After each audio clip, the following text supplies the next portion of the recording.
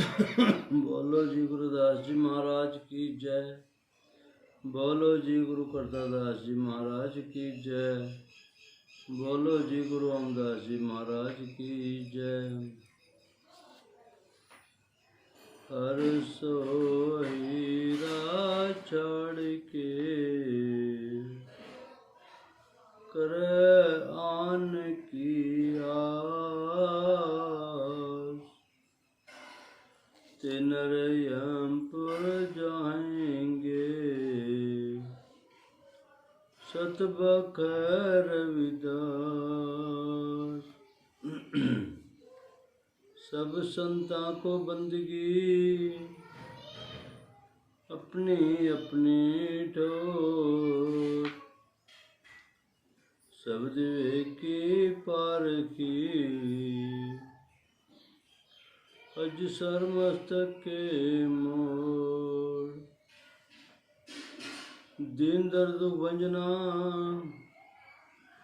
सर्व कला समरथ, डोलन से प्रभु राखियो धर के सर पर हाथ। डोलन से प्रभु राखियो धर के सर पे हाथ। संग जी देखिए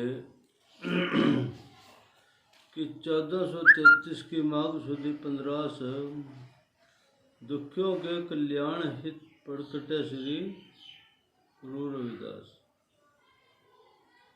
कि 1433 का साल था। माघ की 15 मास पूर्णिमा थी और दुखियों के कल्याण हित परमपिता परमात्मा ने यहाँ पर जगत गुरुदास जी महाराज को भेजा कि इन लोगों के ऊपर बहुत बुरा अत्याचार हो रहा और इस अत्याचार को खत्म करना है। खत्म करने के लिए परमपिता परमात्मा ने 1433 की पूर्णिमा थी, माघ के महीना था और उस पूर्णिमा की रात को गुरुदास महाराज का जन्म काशी श्री गोवर्धनपुर माता कर्मा जी पिता राहुल जी के घर पे हुआ, जिन्होंने बचपन से ही अपने चमत्कार दिखाने शुरू कर दिए थे। पहला चमत्कार उन्होंने जब पृथ्वी पर पैर रखे थे, जगत गुरु रविदास जी महाराज ने जब पृथ्वी पर पैर रखे थे, यानी कि माता के गर्भ से जब जन्म हुआ, एक आंधी दाई थी सुलखना, जिसको दिखना शुरू हो गया था चरणों का हाथ लगते साथ। और वहीं पर माता गंगा ने उनको स्नान कराया। इस बात का चर्चा साध संगत जी पहले से ही जो ग्रंथ हैं वहाँ पर और उनके अंदर ये बात आ चुकी थी कि एक अवतार आने वाला है, जो अवतार इस मानव जाति का उद्धार करेगा। तो वो अवतार जगत गुरुदास जी महाराज आया और उन ब्राह्मणों को ये भी पता था कि ये जो अवतार आएगा ये कुछ भी कर सकता है, परंतु उसको मारने के लिए उन्होंने बहुत कोशिशें भी की।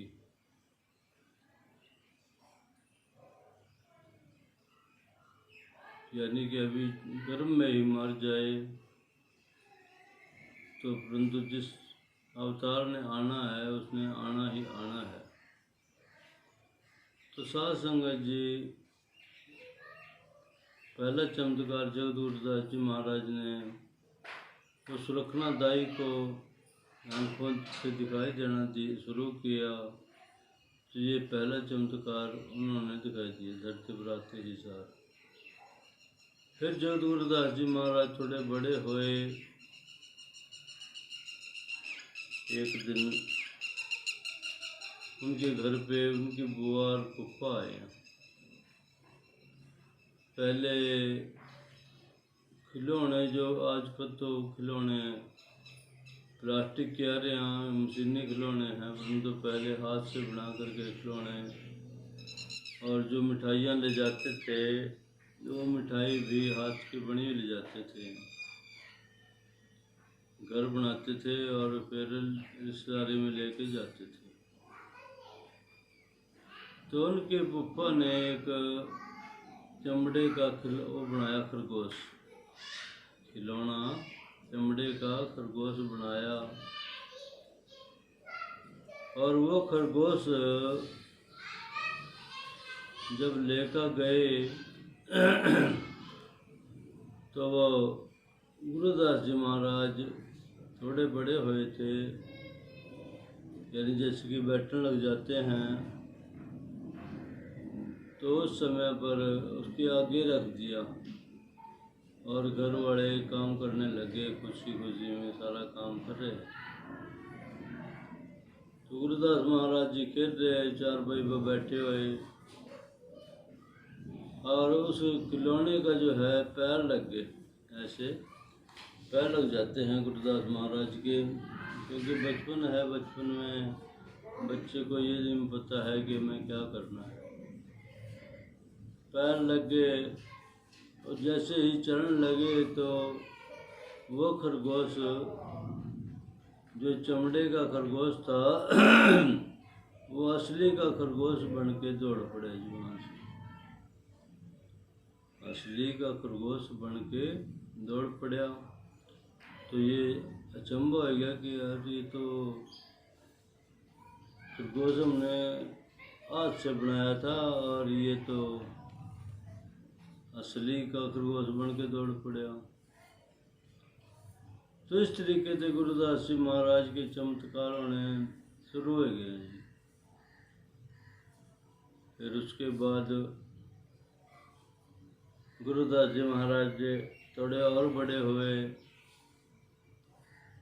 एक कर्मा नाम की औरत थी वहाँ पर, इनकी एक तो थी कर्मा माता जी, और एक कर्मा माई नाम की औरत थी वहीं पर काशी में, दूसरी। तो जो आंखों से अंधी थी, दिखाई नहीं देता था उसको, तो वो बैठी बेचारी प्रभु का सेवन करती थी। कभी चरखा चला लेती थी, चलो जैसे भी इनके हाथ से रुई हाथ में आती थी तो वो मालिक का नाम जपती हुई चरखा भी चलाती थी। तो एक दिन गुरुदास जी महाराज वहाँ पर उसके पास गए और उसके जो सामान थे, जो पूणियाँ थी, चाहे निचले थे, वो बच्चे उठा करके इधर उधर कर देते थे। यानी कि रखा तो थे वहीं पर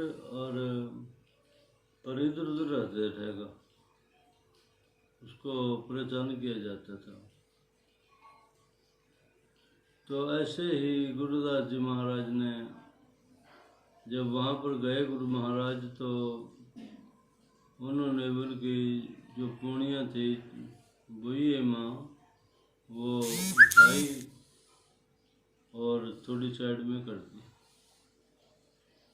तो वो ढूंढने लगी पूणियाँ, तो उसको पूणी नहीं मिली। रुई की पूणियाँ थी वह, जब नहीं मिली तो उसने सोच लिया कि कोई बच्चा फिर तेरे को परेशान करने आ गया। उसके बाद सात संग जी वो पुण्य उन्होंने वो बोइया जो था वहीं रख दिया, और उस दाई वो जो थी अंधी उन्हें ऐसे हाथ फैला करके ढूंढा तो देखा क्या एक बच्चे का हाथ लग गया। तो गुरुदास जी महाराज थे तो उनको हाथ लग गया, और हाथ लगते सार उन्होंने पकड़ लिया उसको। पकड़ करके कह रही कि बोल तू कौन है, क्यों मेरे को परेशान कर रहे हैं। तो सात संगत जी छोटे थे गुरु महाराज जी, और उन्होंने उसकी आंखों पे हाथ रखा दोनों पे ऐसे, और उसको अंधी को दिखाई देने लगे कर्मों को। बोल गुरुदास जी महाराज की जय। तो उसको दिखाई देने लग गया और कह रहे कि ले माता स्वयं ही देख ले मैं कौन हूँ। तो इस तरीके से गुरुदास जी महाराज के चमत्कार होने शुरू हो गए। चमत्कार होते हुए फिर जगत गुरुदास जी महाराज को स्कूल में पाठशाला में दाखिल कर दिया। मास्टर शारदानंद की, मास्टर शारदानंद हुआ करते थे जिनकी पाठशाला थी, उसमें उसको दाखिल कर दिया।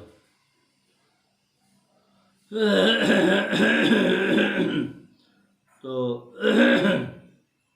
जब दाखिल किया तो मास्टर शारदानंद कह रहे कि भाई आप शुद्ध लोग हैं, आपका बच्चा जो है वो पीछे बैठ के शिक्षा ग्रहण करेगा, बच्चों के साथ शिक्षा ग्रहण नहीं कर सकता है वो, और पीछे बैठ के शिक्षा ग्रहण करेगा। तो गुरुदास जी और पिताजी उनके राहुल जी कहने लगे कि ठीक है मास्टर जी, चलो जहाँ आप पढ़ाएं पढ़ेगा, कोई बात नहीं। तो छोड़ करके चले गए और मास्टर जी पढ़ाने लग गया। क्या पढ़ाया उन्होंने? 35 अक्षरी ओम उड़ा एक ओंकारा तीन लोग जिनकी अपसारा आड़ा रखो लग जा भाई जेठ नोरा से सिपाही इड़ी ईश्वर काया घट में काश्रम में जय सब मट में। तो मास्टर जी ने ये सारी 35 अक्षरी पढ़ाई थी। और गुरुदास जी महाराज जब मास्टर शारदानंद जी पूछने लगे बच्चों से प्रश्न पढ़ाए पाठ के बारे में, तो किसी ने भी उसके बारे में जवाब नहीं दिया। तो गुरुदास महाराज खड़े के कहने लगे मास्टर जी मैं आपके प्रश्न का जवाब दूँ। तो उन्होंने तो सिर्फ मास्टर जी ने तो उड़ा ही पढ़ाया था, उड़ा आड़ा ईड़ी। तो गुरुदास महाराज कहने लगे कि उड़ा एक ओंकारा तीन लोक जिनकी पसारा।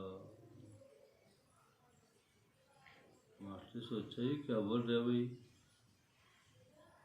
कि मैं तो उड़ा ही पढ़ाया था और ये तो आगे कुछ और बोल रहा कि उड़ा एक ओंकारा तीन लोग जिनके पसारा, कि परम पिता परमात्मा को जो है तीनों लोकों में पसारा है। ईड़ी ईश्वर काया घट में आकाश रमे जय सब मठ में, कि मैं तो ईड़ी पढ़ाई है परंतु ये तो कुछ और आगे से बोल रहे हैं मेरे को। ईड़ी ईश्वर काया घट में रह आकाश रमे जय सब मठ में। तो मास्टर सोचा ही है तो कोई अजनबी बात है कि मैं एक पढ़ा हूँ, ये मेरे से ज़्यादा पढ़ा रहे और मेरे को भी। तो वहाँ से गुरु जी के पिताजी को बुलाया कि ये बच्चा तो कोई अवतार है और हम इसको एक अक्षर पढ़ाऊँ, ये हमारे को 6 पता हुआ, एक के 6 पता हुआ तो ये हमारे बस का नहीं है। तो सात संग जी ऐसे ही गुरुदास जी महाराज के चमत्कार होते चले गए। और चमत्कार होने में एक दिन फिर गुरुदास जी महाराज गंगा में स्नान करने गए थे और वहाँ पर माता गंगा में ब्राह्मण कहने लगे कि भाई तुम शूद्र हो, तुम स्नान नहीं कर सकते यहाँ पे। यदि यहाँ से पीछे दूर यानी कि कहीं स्नान कर सकते हैं और ताकि जो जल है वो आगे का आगे निकल जाए, तो इससे ही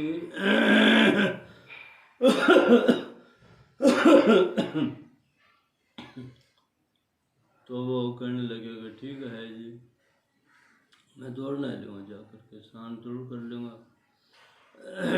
तो गुरुदास जी महाराज स्नान करने दूर चले गए और वहाँ का जो जल था वो आगे के बजाय पीछे वापस आने लग गया। यानी आगे के बजाय ये तो पना जाना था जलने, या फिर वो वापस आना शुरू हो गया जी। बोल गुरुदास जी महाराज की जय। तो जो वापस आ रहा जल, तो इस बात को देख करके ब्राह्मण लोग हैरान हो गए कि भाई ये तो जल ही वापस आ रहा, क्योंकि गुरुदास जी महाराज माता गंगा जी के उपासक थे, आराधना करते थे उसकी, और वो गंगा उसकी कुंडी में विद्यमान थी। तो एक दिन की बात है, फिर गंगा माता जो गंगा जी थी वो गाय का रूप धारण करके आई। वो सोचती थी कि ये पंडित लोग देखते हैं सच्चे भक्त हैं या नहीं। तो काशी में गले चढ़ी गंगा का गाय का रूप धारण करके और काशी में घूम रही है, अपने भक्तों को देख रही है। अभी देखो इनमें श्रद्धा है जो कि तड़के वहाँ 4 बजे से 3 बजे से वहाँ जा कर के गोते मारते हैं, तो इनमें श्रद्धा कितनी का। परंतु जब गंगा माई घूम रही थी और जिस भी भक्त के दरवाजे पर जाती है, ब्राह्मण के दरवाजे पर जाती है, वही उसको लठ मारता है। वही लठ मार रहा और वो गाय आगे नहीं चलती जा रही है। तो उन्हें देखा कि भाई ये तो लठ मार रहे हैं, इनके अंदर श्रद्धा भाव नहीं है, ये तो बहुत गलत बात है। तो आखिर में साधुसंग जी वो फिर गुरुदास महाराज के पास आ जाती है, उसकी कुटिया के पास। ब्राह्मणों के डंडे खाती हुई गाय गुरुदास जी महाराज के पास आ जाती है। तो आकर के कह रही, वहाँ खड़ी, और गुरु महाराज अपने काम कर रहे हैं, नाम जप रहे हैं, ध्यान कर रखा, और कुटिया के पास वो गाय खड़ी है। जब गाय कुटिया के पास खड़ी तो गुरुदास महाराज ने देखा कि ये तो माता गंगा जी हैं, ये आज किस रूप में रही यहाँ पे। चलो कोई बात नहीं, खैर जिस रूप में भी है तो उसकी सेवा करनी चाहिए। उन्होंने उसको बांध लिया और पानी जल से जो है उसका जख्म धोने शुरू कर दिए। तेल लाया उसका, और वो कहने लगे कि मैं आपके लिए घास लेके आता हूँ। वहीं बांध ली अपनी कुटिया के पास, और मैं आपके लिए कुछ घास लेके आता हूँ माता। आज आप गाय के रूप में है तो गाय के लिए है घास, और मैं आपके लिए घास का ही प्रबंध करता हूँ। तो गए और घास लेकर के आए।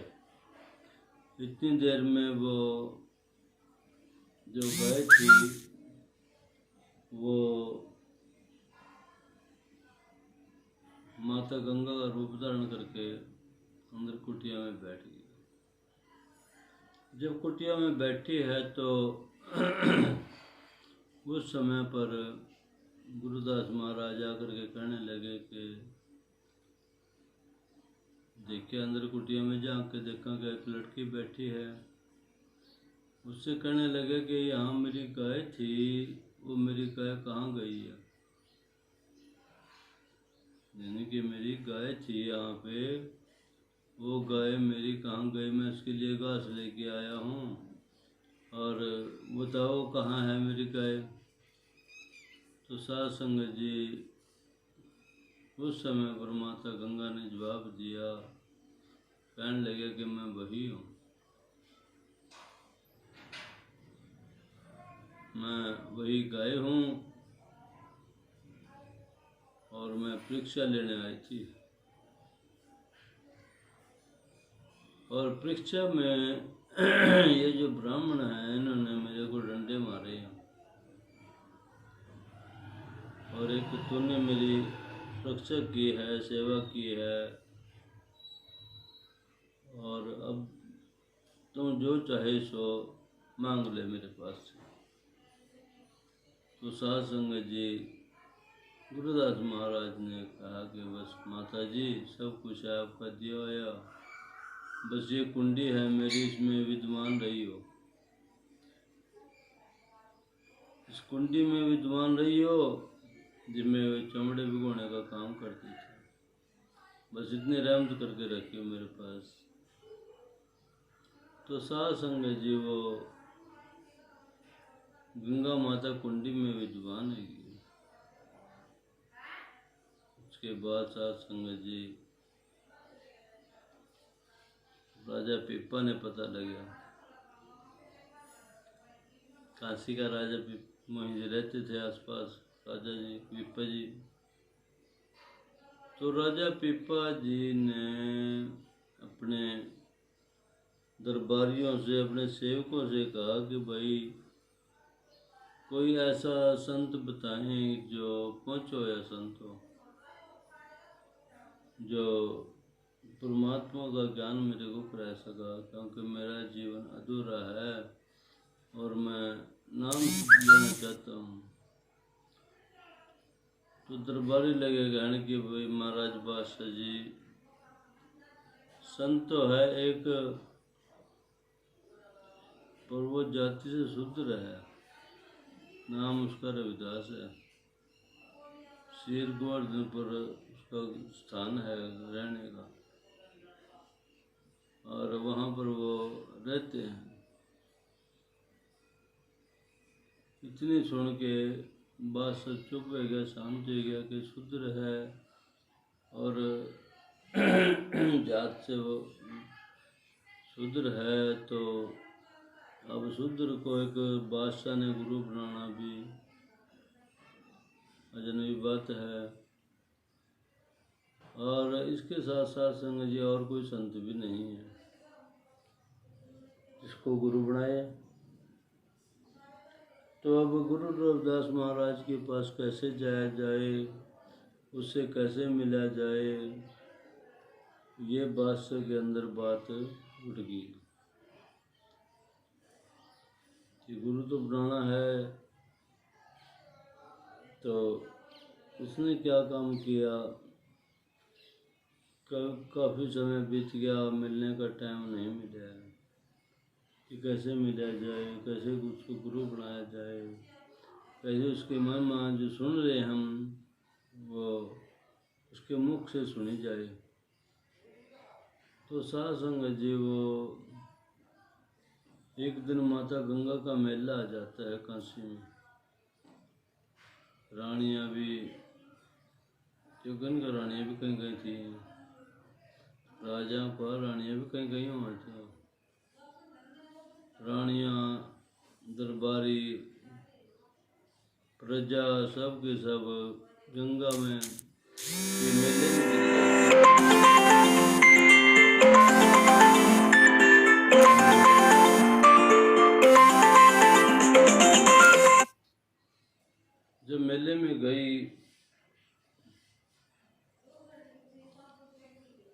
बादशाह ने सोचा कि अब मौका है गुरु रविदास महाराज के पास जाने का, उसके दर्शन करने चाहिए। तो दर्शन करने के लिए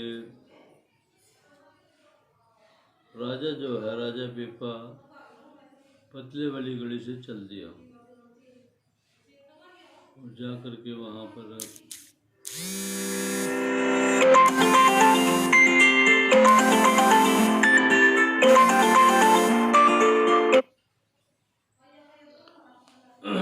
जाकर के वहाँ पर वो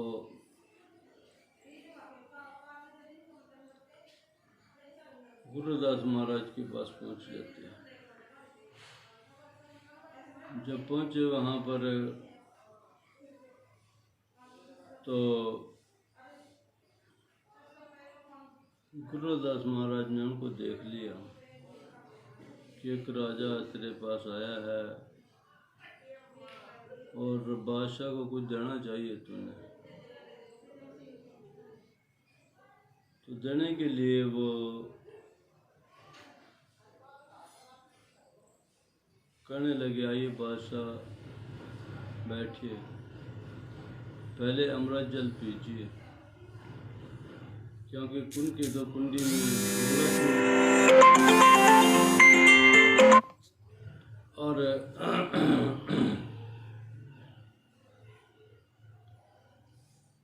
तो आज ये जल पीजिए। तो उन्हें देखा कि यार ये तो चमड़े वाला पानी दे रहे तेरे को, और तुम बादशाह है और ये चमड़े का पानी तेरे को पिला रहा। अब वो ऐसे जो है जब जल पीने के लिए दिया तो अब उसके आगे जवाब भी न दे सका राजा, क्या किया जाए। अब वो ऐसे अपने मुख से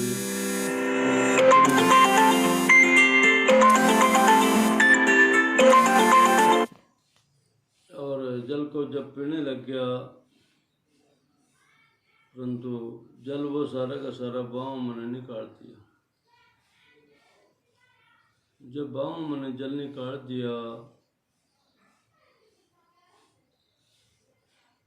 तो अब करे तो क्या करें, और वहाँ से फिर उठ के वो चला गया। बादशाह कहने लगा कि महाराज मैं चलता हूँ, और गुरुदास महाराज ने देख लिया कि इसने जल सारा बाहों में ने निकाल दिया।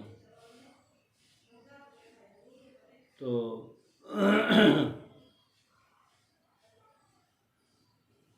जाकर के राजा ने वो अपने जो कपड़े थे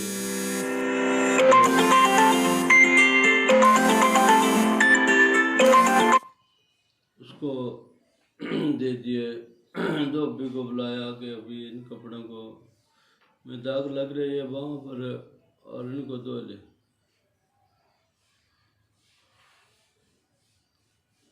तो धोबी के पास काम ज़्यादा था, उसने अपनी लड़की को दे दिया कि ले बेटी, राजा की बाहों पे दाग लग रहे हैं और इनको साफ कर ले। तो लड़की ने जो कपड़े धोए हैं उस पर वो दाग नहीं उतरे, तो उन्हें छोटी लड़की थी और उसने मुख से चूसने शुरू कर दिए। जब मुख से चूसना शुरू किया तो वो जो जल का दाग था वो बाहर ठोकने के बजाय अंदर घुट गई उस जल को। जब अंदर घुटा उस जल को तो उसको 3 लोक का ज्ञान हो गया। तो बिगी लड़की को 3 लोक का ज्ञान हो गया, और जब ज्ञान हुआ तो उस समय पर वो बातें उरे परे की बताने लगी। सारी बातें सच हैं। जब बताने लगी तो साथ संग जिस बात का चर्चा सारे शहर में फैल गया। तो राजा ने सोचा यार ये धोबी की लड़की ठीक है, इसको गुरु बनाते हैं। वो तो चमार था, रुद्र था, और ये धोबी की लड़की फिर भी 2 बीघे है, ये चमार नहीं है, शुद्र नहीं है, तो उसको तो गुरु बना ले। और उसका चर्चा दुनिया में फैल गया बस। तो साध संगत जी, जब उसका चर्चा फैला तो बादशाह उसके पास गया। वो बैठी बेचारी ऐसे अपनी घर पे बैठी थी क्यों, तो वहाँ पर जा कर के बादशाह जब पहुँचा तो लड़की हाथ जोड़ के खड़ी हो गई, ऐसे हाथ जोड़ के वो खड़ी हो गया और कहने लगी कि आओ बादशाह बैठो। तो राजा पिप्पा जो है कहने लगा कि बेटी, मैं तेरे पास एक राजा बन के नहीं आया, मैं एक भिखारी बन के आया हूँ, मैं कुछ लेने के लिए आया हूँ तेरे पास से। तो वो कहने लगी कि महाराज मेरे पास अपना कुछ नहीं है, मेरे पास अपना कुछ नहीं है, मैंने तो जो कुछ भी प्राप्त किया है आपके ही रहमत से किया है। आपके कपड़ों के ऊपर जो दाग थे वो चूसने से मेरे को ये ज्ञान की प्राप्ति हुई है। आपके लिबास पे जो दाग थे लगे हुए बाहों पर, वो मैंने चूस लिए, डोने के साथ जो है ना, जब नहीं उतरे तो मैंने चूस लिए वो, और जिससे ये मेरे को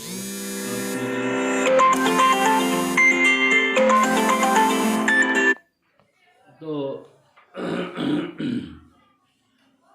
रहमत होगी।